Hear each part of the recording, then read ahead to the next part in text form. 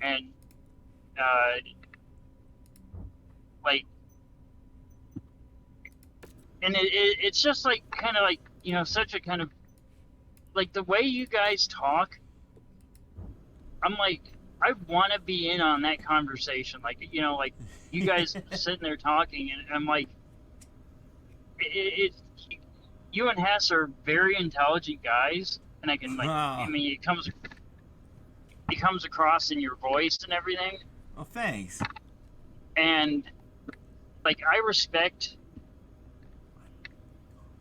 intellectuals. Like that's just something that I, you know, I do, and it's friggin' awesome to hear you guys talk because it's like, oh yeah, you know, I've had these thoughts about movies as well, or you know, about this specific monster or Yeah. that specific monster. Like tonight, I listened to your most recent one, and I listened to your podcast about the Rust monster. Yeah, the Rust monster. Yeah. Yeah.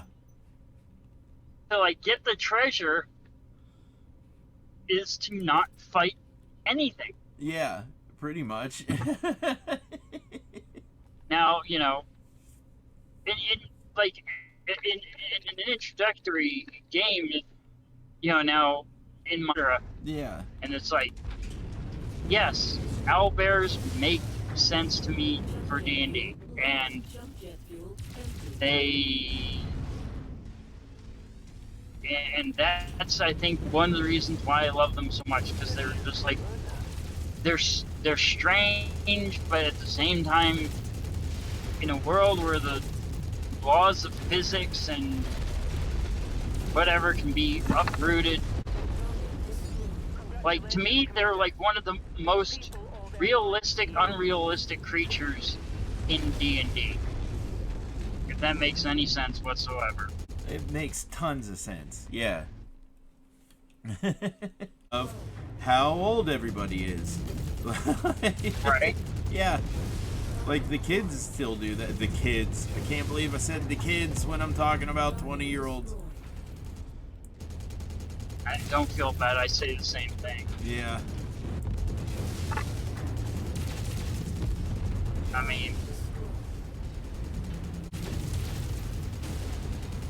Oh, yeah, the kids. I say the exact same thing. It's like, Yeah. you know, when you talk about kids, it's like, yeah, he's 21 years old or 20 years old. I'm like, no, he's a child. Yeah.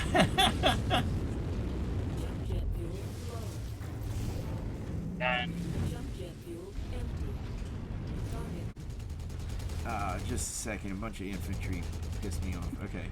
And I asked him if he wanted to play, and he kind of got this look on his face like, no, I don't want to play, because he knew that I love the clans. And I said, we don't have to play clan era. And like his face lit up and like, yeah, of course. Okay.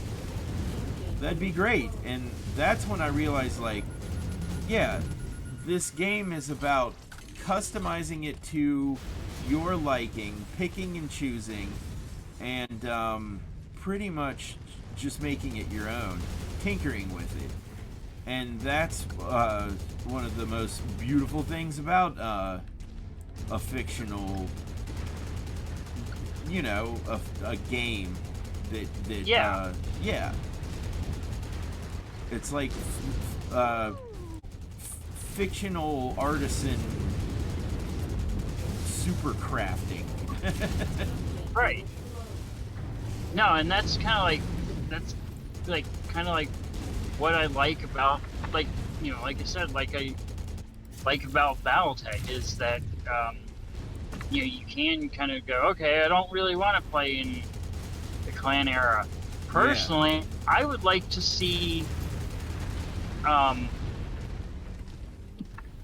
I would love to see them build the setting up during the time of the Starling. Yeah. Like, I want to know, and it's weird too, because I don't usually like prequels, because you Yeah. kind of know what's going to happen down the line. Yeah. But because Battletech is such a huge setting, it's like, Oh, you know, yeah. like, Yeah, that's like, another thing I love about it. Like, you can pick anywhere on that map and decide that there's like a new planet there, because it's highly possible. Because a small chunk of that map is like 60 or 70,000 light years. It's not like right. it's not like down the street or anything. Well, and that's kind of like, and that's one of the things I really like about, like, I would love for the Catalyst people to do the Star League, like, to expand, like, the Star League era, because it's like, who borders the Capellans? House Liao? Yeah, who borders Liao? Borders them. Davian, Merrick, and the Magistry. And, the Magistracy of Canopus. yeah. So you know, at some point, like, can you like, you know, you could like, there, you know, do a role playing session or whatever where, you know, you're playing. Your guys are members of the Star League, you know, of Star League, and hey, ones are having a border dispute. Yeah. You're sent in there to basically not, you know, get them to knock their shit off. Yeah. Stuff like that. Yeah. I mean, that's one of the coolest things about Battletech.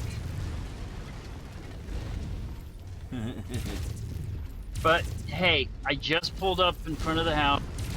I'm gonna say hi to my girlfriend and, you know, get something to eat and everything. I really, really genuinely appreciate you keeping me company on this drive.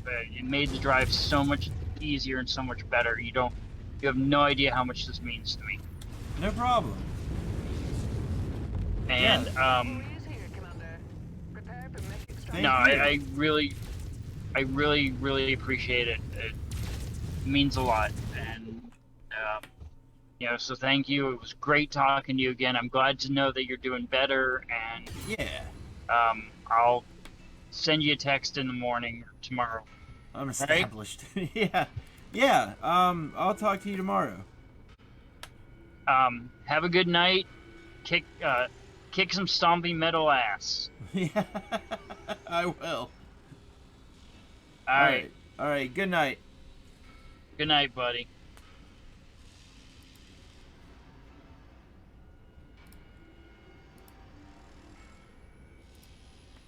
And that was Baron von Bacon, my good friend from Ohio. He didn't get to play, but we got to nervously chatter about Battletech because he was driving and I was playing the video game. But we got our points across. Yeah, and the cantina is now available. There we go. The cantina is what it is all about, since I am a pirate and it gives you special powers. Special powers like jumping better, and jumping better. Yes! Dun, dun, dun, dun, dun, dun. As good as done. And since I'm a Phoenix Hawk pilot, that is going to be awesome. Hell yeah, cantina. Cantina! Let's fix this mech.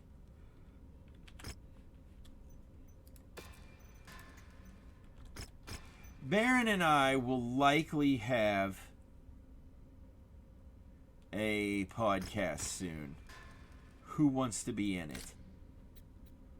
Who wants to be in it? Tuck, I'm looking at you. Mr. Shy, I'm looking at you.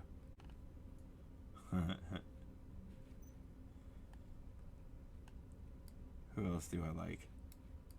Who else likes me? Nobody likes me. Mellow's Fen. I'm looking at you. It's podcast time. It's time to do a Battletech podcast. I'm telling you. Pirate time! Fuzzy Nova! I'm looking at you. Andrew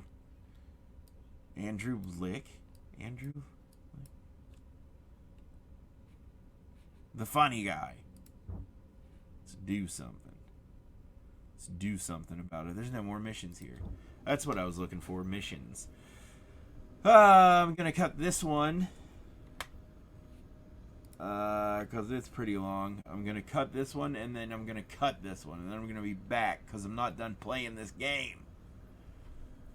Yeah!